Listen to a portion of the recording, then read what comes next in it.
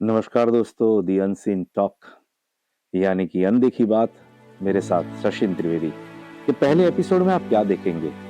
सबसे पहले कंट्रोवर्शियल स्फोटक बात। कैसे स्फोटक? ये प्रश्न है कि हमारे नालंदा विद्यापीठ को जलाया गया, पुस्तकें पूरी की पूरी जल गई, खिलजी आया, सब विनाश करके चला गया। वो ऐसी जगह जो विश्व की सबसे पहली रेसिडेंशियल यूनिवर्सिटी थी, वो ऐसी जगह कि जहां विश्व के सबसे ज्यादा पढ़ाकू लोग आते थे, बहुत ज्ञानी लोग वहां पर बैठते थे। वो ज्ञान किसी काम को नहीं आया और सब जला करके वो चला गया। उसके पीछे कोई एक छोटी सी कहानी थी कि वो कुछ युद्ध में मर गया था। हमारे किसी ने हमारी आयुर्वेद से उसके पत्ते से उसको चाटनी को बना किया, तो पत्ते के साथ साथ कुछ खिलाया और वो अच्छा हो गया। तो उसको लगा कि ये तो बहुत ज्ञानी लोग हैं, इसको मार डालना चाहिए। शायद ये कहानी सच है झूठ है पता नहीं, इसकी बहुत लंबी कहानी, कभी और। मगर वो जगह को कोई ऐसा पराया आदमी आकर के जला जा सकता है, जला सकता है कैसे? क्योंकि ये हो सकता था और अब ये नहीं हो सकता। हमारी एजुकेशन सिस्टम को अगर हमारे जो अनसीन बात में इनविजिबल मैन कहते हैं, उस तरह से लोगों को पढ़ाया जाए, बच्चों को पढ़ाया जाए, तो आज के बाद कतई कोई नालंदा विद्यापीठ नहीं जलाई जा सकती। किसी विदेशी के जरिए, किसी अपने के जरिए हम अपने आप में सक्षम हो सकते हैं। कुछ ऐसे मुद्दे उठाए हैं और इस बात ये एपिसोड में हम आपको वो सुनाने वाले हैं।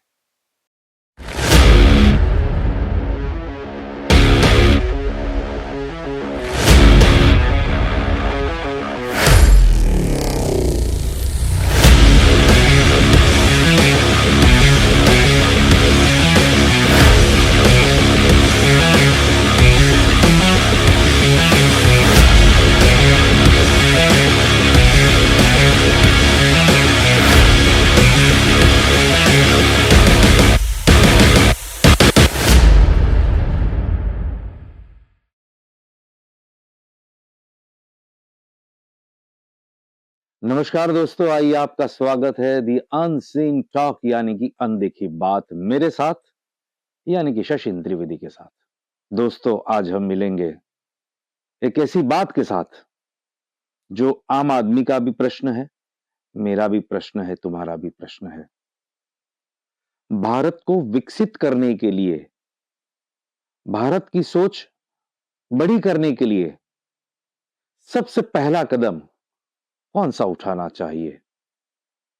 यह प्रश्न मैंने किया था हमारे अनसीन व्यक्ति, जो कि इनविजिबल है मगर फिर भी वो मुझसे बात करता है।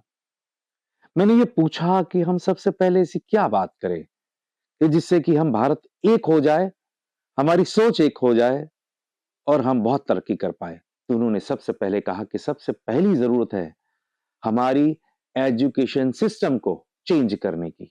मैंने कहा ये बात तो बहुत सालों से चलती है, बहुत लोग करते, ये करना चाहिए, वो करना चाहिए, मगर ये क्या करना चाहिए ये आप बताइए। तो उन्होंने बहुत बेहतरीन मुझे कुछ 4-5 मुद्दे बताए। मैंने कहा ऐसा क्यों कि आप एजुकेशन सिस्टम सबसे पहले इंप्रूव करना चाहते हैं? तभी उन्होंने कहा था कि हिंदुस्तान को विक्षिप्त करने के लिए सबसे ज्यादा अंग्रेजों ने जो हथियार हाथ में लिया था वो गन नहीं थी, हमारी एजुकेशन सिस्टम पर इन्होंने वार किया था, हमारे कल्चर पर इन्होंने वार किया था। और एजुकेशन सिस्टम पूरी चेंज हो गई और हमारी सोच बदलती गई, हम अपने जड़ों से अलग होते गए। तो मैंने कहा चलो सही है, तो क्या किया जाए सबसे पहले? तो उन्होंने कहा कि सबसे पहले अगर हमारी एजुकेशन सिस्टम में कोई चीज चेंज करनी चाहिए तो वो है कि रुचि के अनुसार उसकी पढ़ाई हो, इंटरेस्ट के मुताबिक उसकी पढ़ाई हो। कैसे हो सकता है ये भाई? किसी को भले ही बड़े डॉक्टर का वो बेटा हो, किसी बड़े इंजीनियर का बेटा हो, मगर उसको पेंटिंग में इंटरेस्ट है, पता नहीं कैसे भी, मगर बहुत अच्छी पेंटिंग करता है। तो पिताजी कहते हैं कि भाई ये पेंटिंग कलर काम में बहुत कुछ पैसे मिलेंगे नहीं, घर भर चलेगा नहीं, मत कर तू। किसी को गाने का इंटरेस्ट है, बोले गवैया बनेगा, बहुत पैसे नहीं मिलेंगे। किसी को इंटरेस्ट है कि वो प्लम्बिंग काम करे, किसी को इंटरेस्ट है कि वो इलेक्ट्रिसिटी का काम करे, किसी को लगता है कि मैं मजदूरी का काम करूं, वो बहुत बेहतरीन करूंगा, भले मैं कितने बड़े बाप का बेटा हूं। ये इंटरेस्ट की बात हुई। अक्सर ये कहते हैं कि अपनी पढ़ाई अपनी इंटरेस्ट के मुताबिक अगर की जाए तो भारत में वो हुनर वाला आदमी जो हुनरबाज है वही हुनर को अपना के भारत को आगे ले जाएगा। अगर पिताजी डॉक्टर है, पिताजी इंजीनियर है, पिताजी पॉलिटिशियन है, पिताजी बिजनेसमैन है और उसका बेटा यही सब बन जाए तो क्या समाज को मिलेगा? वो तो है गद्दी पे बैठना, और वो उनके पिताजी की बात गलत नहीं है कि पिताजी चाहते हैं कि वो अपनी गद्दी पे बैठ जाए, क्योंकि बैठा बिठाया बिजनेस है, बहुत मेहनत की है, खाना पीना हो जाएगा और सबसे पहले खाने पीने की जरूरत है, रोटी कपड़ा और मकान। भाई साहब, ये हमारे इनविजिबल मैन कहते हैं कि खाने के लिए तो अगर पेंटिंग करो तो भी खाने तो मिल जाएगा, रहने को भी मिल जाएगा, घूमने को भी मिल जाएगा, मगर आपका इंटरेस्ट है वो बरकरार रह जाएगा। और जो भी कुछ आपके पिताजी की ओर से मिला है वो तो आपका ही है। तो काम करना चाहिए, पढ़ाई इंटरेस्ट के मुताबिक, रुचि अनुसार, वो सबसे पहली जरूरत है। पैसे तो वहीं से मिलेंगे। फायदा ये होगा कि जिसमें वो अपने आप के हुनर को लेके चलता है, देश उस हुनर का उपयोग कर पाएगा। डॉक्टर का बेटा साइंटिस्ट हो सकता है, पॉलिटिशियंस का बेटा समाज प्रचारक हो सकता है, मगर ये सब मिलकर के उसकी रुचि के अनुसार अगर किया गया तो हमारा देश उस व्यक्ति के अंदर रही क्षमताओं का पूर्णतः पूरी तरह से उपयोग करेगा और हमारा देश विकसित हो जाएगा। मैंने कहा चलो ठीक है, दूसरी बात। उन्होंने कहा कि दूसरी बात ऐसी है कि हमारे यहां सिविक्स सेंस, नागरिक कैसे बना जाए वो पढ़ाया जाता है, मगर वो इतना जरूरी नहीं है। वो कहते हैं कि लॉ पढ़ाया जाना चाहिए, 5वीं कक्षा से ही लॉ ही पढ़ना चाहिए, कायदा कानून। ये नहीं कहता कि पूरी तरह से, मतलब कानून बहुत किस्म के हैं, यानी अपने कंज्यूमर लॉ है, सीआरपीसी हैं, आईपीसीज हैं, अभी तो कुछ एनआरपीसी बनाए हैं, मतलब इतने सारे वो सब सब्जेक्ट को नहीं, मगर उसको बेसिक हर कानून का ज्ञान होना चाहिए। जैसे कि अगर रास्ते में पुलिस आपको पकड़ती है तो आपको किस तरह से बिहेव करना चाहिए और उसका कैसे बिहेव होना चाहिए। अगर आपके पास कानूनन कुछ सेक्शंस के साथ मालूमात है तो आपको डरना नहीं पड़ेगा। कोई आदमी घर पे आकर के कुछ ऐसी वैसी बात करता है या पुलिस आकर के ऐसी वैसी बात करती है तो आपको डरना नहीं पड़ेगा। आपको बेसिक चीजें, आप पुलिस स्टेशन में जाकर के कैसे आप फरियाद लिखा सकते हैं, अगर आपके साथ अन्याय हुआ है तो सबसे पहले कहां जाना चाहिए, ये इतनी जरूरी चीज अगर कानून पढ़ा होगा आदमी या लड़का तो उसे आगे जाके कुछ डरने की बात नहीं रहेगी। और दूसरी बात, उससे फायदा यह होगा कि उसको कानून मालूम है, इसलिए कानून से वो डरेगा, गलत काम नहीं करेगा। कुछ लोगों को मालूम ही नहीं है कि इनकम टैक्स में अगर पैसे हमने चोरी कर लिए, जीएसटी के पैसे चोरी कर लिए, इधर से उधर कर लिया, बे 2 नंबर का काम कर दिया, क्या होगा? पुलिस पकड़ेगी, छूट जाएंगे, लोग छूटे जाते हैं। मगर कितनी तकलीफें पूरी जिंदगी के लिए, पूरे परिवार के लिए होती है, इनको मालूम नहीं, क्योंकि उनको कानून मालूम नहीं है। अगर कानून मालूम होगा तो शायद वो गलती नहीं करेगा, क्योंकि उसको उसकी सजा मालूम है। और जैसे कि हक और फर्ज हमारी जो है, हमारे कितने हर हक है, कितने हमारी फर्ज है, वो सब चीजें हम जानते हैं। मगर उसके साथ साथ कानूनन हम क्या, हमारे हक क्या और कानूनन हमारे क्या फर्ज है, और ऐसी बहुत सारी ऐसी चीजें, इसको विस्तार से बताने की बात आई तो बहुत अंगत अलग तरीके से मैं आपको बताऊंगा। मगर फिलहाल ये इनकी दूसरी बात है कि हर बच्चे को कानून मालूम होना चाहिए। तीसरी बात, वो बात है अनुशासन की, डिसिप्लिन कैसे आएगा बच्चों में। उन्होंने कहा कि हमारे देश में वैसे देखा जाए तो कुछ-कुछ स्कूल्स में एनसीसी, नेशनल कैडेट कोर नाम की संस्था है, जो मतलब मिलिट्री के साथ, हमारे आर्मी के साथ जुड़ी हुई संस्था है। उसमें कुछ लोग पार्टिसिपेट करते हैं, मगर इसमें कोई इंटरेस्ट नहीं बताइए, कंपल्सरी होना चाहिए। और उसके अलावा हर बच्चे को, हर लड़का जो 5वीं कक्षा के पार कर जाता है, अगर उस लड़के को हर चीज का मतलब कैसे किसी को मारा जाए, कैसे किसी की हानि पहुंचाई जाए या किसे अपने आप को प्रोटेक्ट किया जाए, इतना मालूम 5वीं कक्षा के बच्चे को है। और यहां तक कि कहे तो आजकल तो 5वीं कक्षा के बच्चे प्रेम पत्र भी लिखते हैं। अगर इतने नॉलेज वाली बात अगर वो बच्चे में है, तो उसको अनुशासन की बात मालूम होनी चाहिए। उनको, हर बच्चे को, हर लड़के को, हमारी 3 जो विंग्स है, आर्मी, नेवी और एयरफोर्स, तीनों में कुल मिलाकर के 1-1 साल कंपल्सरी जाना पड़ेगा। ऐसे नहीं कि 1 साल एक साथ चला जाए। हो सकता है 3-3, 4-4 महीने की ट्रेनिंग ले। मगर कैसे उठना चाहिए, किस तरह से सोना चाहिए, कैसे अपनी जगह रखनी चाहिए, कैसे कानून का पालन करना चाहिए, कैसे ऑर्डर का पालन करना चाहिए, ये अनुशासन तभी आएगा जबकि उसे हमारे देश की तीनों विंग्स जो है, उसमें उसे जबरदस्ती या कानूनन ये सब चीजों में जाना पड़ेगा, उससे पसार होना पड़ेगा। यानी उसे हमारे देश की जो सुरक्षा एजेंसीज हैं, वो तीनों 3 जो विंग्स है, उसे उसे कंपल्सरी जाना पड़ेगा। फायदा एक तो ये होगा, उसमें अनुशासन आएगा, हमारे देश के प्रति उसे सम्मान बढ़ेगा और वहां कोई किस्म की कोई जातिवाद नहीं है, कोई धर्म नहीं है, सिर्फ हिंदुस्तान धर्म है और मां भारती के लिए लड़ना होता है, यही बात है। दोस्तों, फायदा उससे ये होगा कि अगर हमारे देश पर किसी दुश्मन ने प्रहार किया, तब हमारी ये जो फौज है, उसके साथ-साथ हम सिविलियन भी उसमें पार्टिसिपेट करेंगे। आर्मी की कुछ ट्रेनिंग होती तो हम गन कैसे चलाएं, तुरंत ही हम पहुंच सकते हैं। अगर समंदर के किनारे कहीं पर रहते हैं, नेवी को कैसे सपोर्ट किया जा सकता है, वो हम कर सकते हैं। और इसी तरह से हमारी जो एयर विंग है, उसमें कुछ लोगों का अगर इंटरेस्ट है और एयर विंग हमारे ऊपर से जा रही है, तो उसे कैसे सपोर्ट किया जा सकता है एज ए सिविलियन, ये सब चीजें हमको मालूमात होगी। हम किसी भी जंग को जीतने के लिए कतई सिर्फ और सिर्फ हमारे बहादुर जवानों पर, कतई हम वैसे तो उन पे ही हम निर्भर हैं, मगर उनको हम सपोर्ट कर पाएंगे। हम अपने आप पे भी निर्भर रह पाएंगे हमारी सुरक्षा के लिए, जब विदेश से कोई दुश्मन आएगा, हम पर प्रहार करेगा।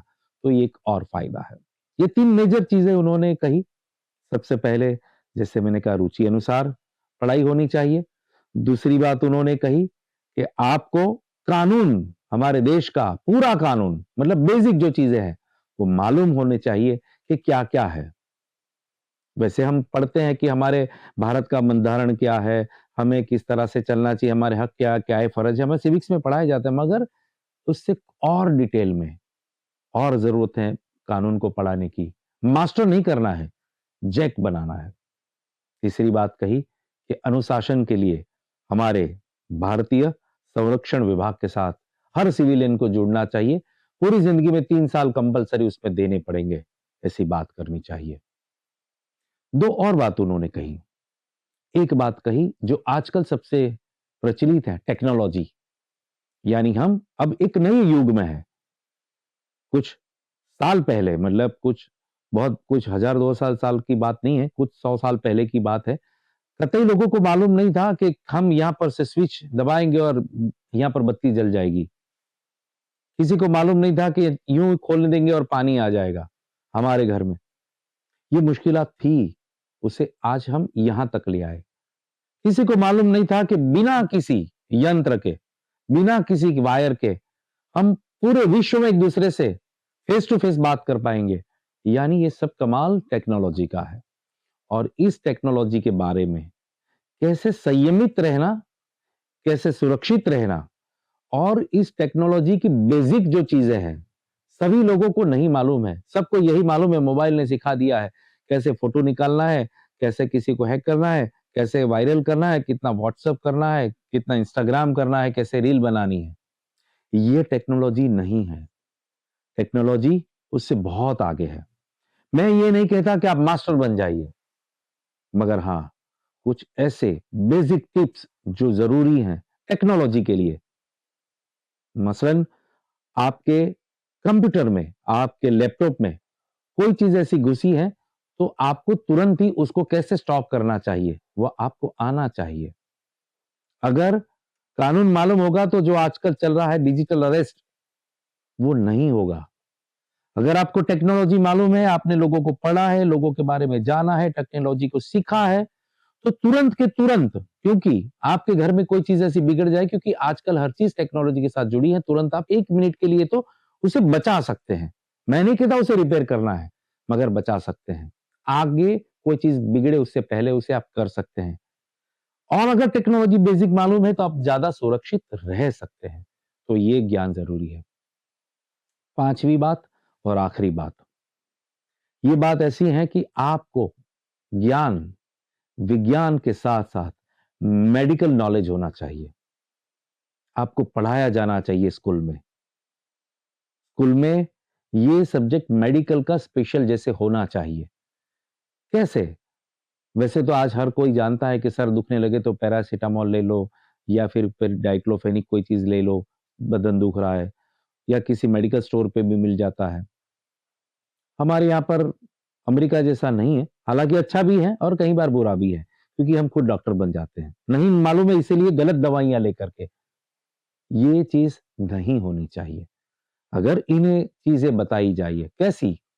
मतलब आपको बहुत सर दुख रहा है, तो आपको न्यूरोलॉजिकल प्रॉब्लम हो ऐसा जरूरी नहीं है। हो सकता है आपका बीपी का प्रॉब्लम है।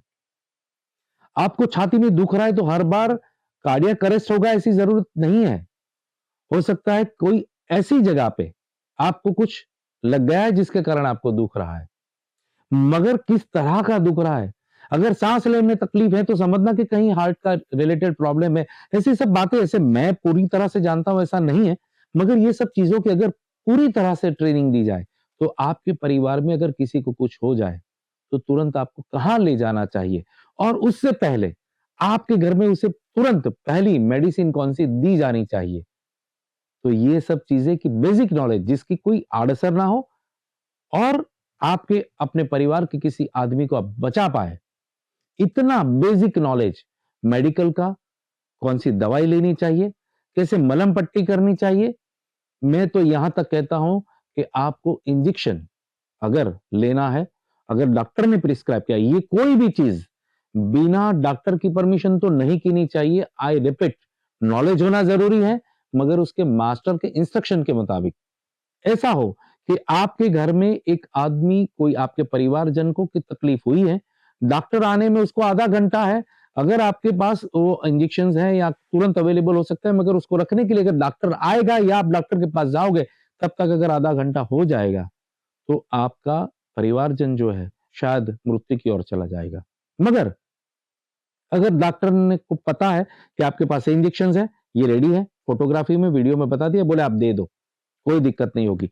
आपने उस वक्त इंजेक्शन अगर आपको देने को आता है, आपके परिवारजन उस वक्त टेम्पररी 1 घंटे 2 घंटे या 5 घंटे के लिए एक्सटेंड कर जाएंगे, फिर डॉक्टर के पास आप पहुंच पाएंगे। ऐसी बहुत सारी चीजें जो छोटी छोटी हैं। कैसे अगर तुरंत ही आपका मतलब आजकल उत्तरायण में पतंग कट, हमारा गला कट जाता है दौरे की वजह से, तो तुरंत क्या करना चाहिए? कब डॉक्टर में 108 आएगी? एक तुरंत में वो जगह पे कोई ऐसी चीज कौन सी बंद करनी चाहिए? खून बंद करने के लिए सबसे पहले क्या करना चाहिए? सांप ने अगर आपको काट लिया है तो सबसे पहले कौन सी ऐसी चीज करनी चाहिए? ऐसी बहुत सारी चीजें जो मेडिकल से जुड़ी हुई, जो बेसिक है, डॉक्टर के पास जाने से पहले अपने आप को बचाने के लिए जरूरी है, ये करनी चाहिए। यानी मेडिकल का भी नॉलेज हमें पूरा हमारी शिक्षा के दरमियान मिलना चाहिए। यानी 5वीं कक्षा से लेकर के ग्रेजुएशन जब तक आप होते तब तक ये पूरे पांचों पांच प्रोसेस पैरेलली कंपलसरी किए जाए, तो हम हिंदुस्तान को बचा सकते हैं, हिंदुस्तान की सोच को बदल सकते हैं, हिंदुस्तान को आगे ला जा सकते हैं।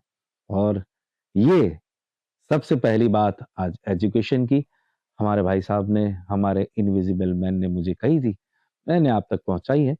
अच्छी लगे तो सुनना, उसका जवाब देना, कमेंट करना, सब्सक्राइब करना, और ऐसे किसी प्रश्न की बात आपके जहन में, आपके दिल में, आपके दिमाग में है, चाहे वो आपकी व्यक्तिगत हो, चाहे हमारे पॉलिटिक्स के मतलब मुख्तलिफ हो, या फिर आपके अगल बगल में रहते कुछ लोगों की बात हो, या आपके परिवार की, कोई भी प्रश्न आप पूछ सकते हैं।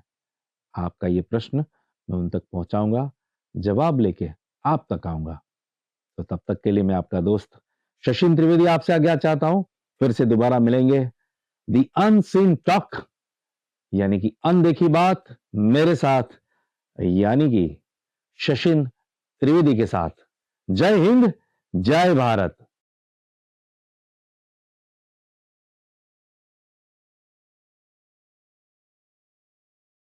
शशिन त्रिवेदी आपसे आज्ञा चाहता हूं, फिर से दोबारा मिलेंगे दी अनसीन टॉक, यानी कि अनदेखी बात मेरे साथ, यानी कि शशिन त्रिवेदी के साथ। जय हिंद, जय भारत।